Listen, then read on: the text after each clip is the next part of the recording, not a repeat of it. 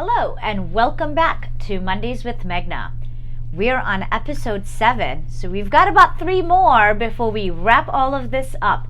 Thank you so much for tuning in and listening to what it is that I have to share and teach you, and hopefully my goal is for you to walk away at the end of each episode just a little bit more knowledgeable than you were before you tuned on in. Our topic today is aging skin. There's tons of people out there. Their biggest worry, their biggest fear is, I don't want to age and I don't want to get under the knife or do Botox or fillers. Our goal for this episode today is to talk a little bit in general about aging skin and what are some of the challenges that you might experience with aging skin. Next episode, we will go a little bit more in depth on how to treat or care for aging skin. Last episode, when we wrapped up everything to do with acne, one of the things that we talked about was mature acne or aging skin and acne, or getting acne once you're 40. And should you be worrying about your aging skin or should you be worrying about acne? Why not both? Why not address both? And why not take care of both of those inflammatory skin concerns at the same time? Because we have, in this day and age, the knowledge, the education, the right ingredient choices that we can choose to put into our skin to get the optimal results that we would like. So for today, we're going to talk a little bit about aging skin and what exactly is aging skin. A very, very important factor to keep in mind when you're talking about skin that's aging is cell turnover. We refer to that as CTO. So what is your natural CTO, or what is the CTO for your age category that you belong to, or what are the conditions that your skin is surrounded by which either slows down your cell turnover significantly or maybe slows it down a little bit. But regardless of the fact, what is cell turnover? So, as human beings, we have what is considered our natural cell turnover. That is something, it is what it is. It's nothing you or I decide. That's just it's part of the natural cycle for our cells within our skin. Now, when we are born as babies, we're born with this perfect little dermis and this perfect little epidermis. Your epidermis, which is your thinner layer on top, is comprised of 5 layers. And then your dermis has, which is your live layer, has 2 layers. So when we're born with this perfect little dermis-epidermis ratio. As we age, unfortunately, this is what ends up happening. And eventually, our dermis starts to thin, but the epidermis just keeps getting bigger. So, what can we do about this epidermis that keeps getting bigger and thicker as we age? Well, that's what we're going to talk a little bit about today. Have you ever wondered that, when a baby gets a scratch on its face, within a couple weeks, it's like that scratch was completely non-existent. It didn't even happen. And then somebody that is 18 gets that same scratch, but 3 weeks in, 4 weeks in, the scratch is still there, but then it's kind of gone. Now that same scar on the cheek for a 35-year-old versus a 45-year-old versus a 60-year-old. A 60-year-old, it's going to take you a good 3 months for that scar or that scratch to be completely gone and not visible. And that same scratch, that same scar in the exact same location for a 2-month-old baby is only 14 days. Why is that? Well, that's because your cell turnover rate. Your cell turnover rate when you're 2 months old is rather quick.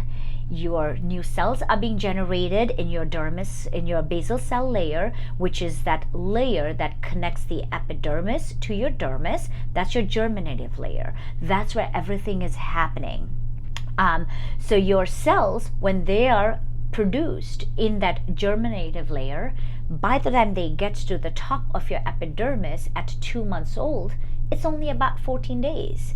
Now that same cell that is generated in that basal cell layer and you're 45 years old, it's not going to get up to the top in 14 days. It's going to take a good 45 to 60 days for those cells to get on top.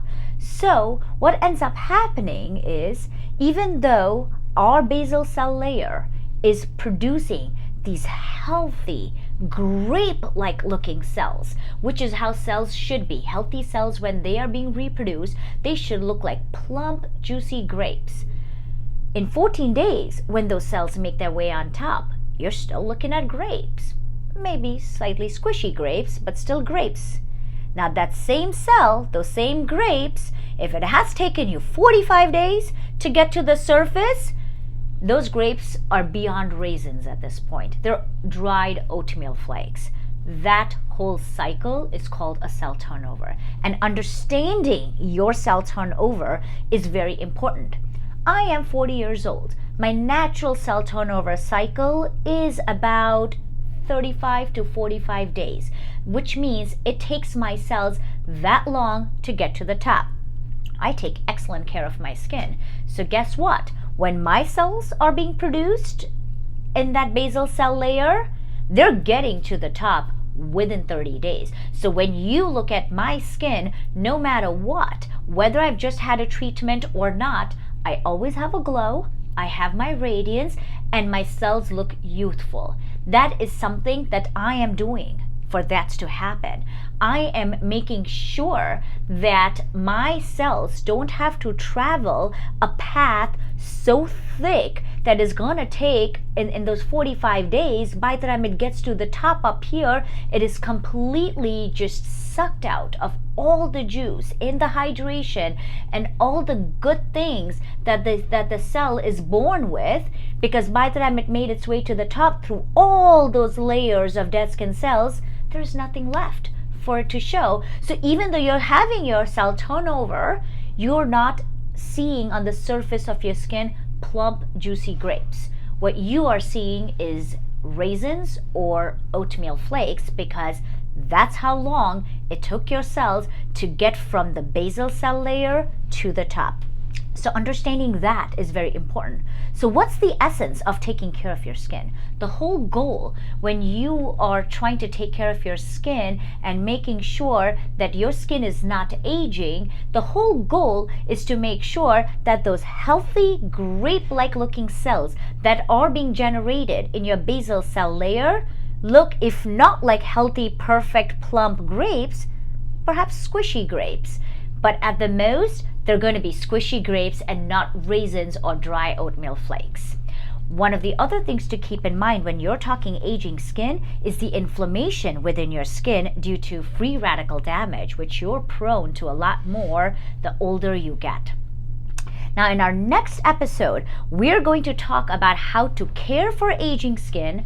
What is it that you need to know on how to treat aging skin? What are the good ingredients you should be utilizing to make sure you're taking care of aging skin, as well as what kinds of treatments and at-home care ingredients are necessary for you. So stay tuned and come check me out again at the next episode of Mondays with Meghna, when we dive into aging skin just a little bit more technical in nature as well. And as always, you can reach me via Skype, or you can follow me on Skin Deep with Meghna. Thank you for tuning in and watching me today.